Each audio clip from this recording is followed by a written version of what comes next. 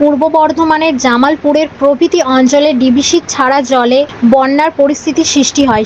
বন্যা পরিস্থিতি খতিয়ে দেখতে এসেছিলেন রাজ্যের মন্ত্রী অরূপ বিশ্বাস ও স্বপন দেবনাথ। জামালপুরের ত্রাণ শিবির পরিদর্শন করলেন রাজ্যের মন্ত্রী অরূপ বিশ্বাস, স্বপন দেবনাথ, জেলার সভাপতি রবীন্দ্রনাথ চ্যাটার্জি, জামালপুরে ব্লক তৃণমূলের সভাপতি মেহমুদ খান সহ জেলা ও ব্লক প্রশাসনের আধিকারিকবৃন্দ। বর্ধমান থেকে শেখ আব্দুল শাহিদের রিপোর্ট, সারাদিন খবর।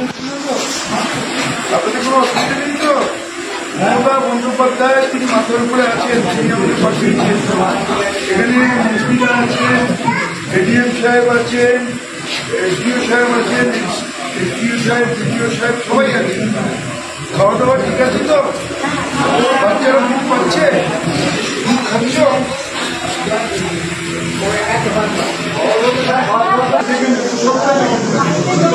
পুলিশ সব দেখে নেবে। আমরা রিপোর্ট তুলে নিয়েছি। যতক্ষণ মমতা ব্যানার্জি আছে কোনো চিন্তা করবেন না, ঠিক আছে?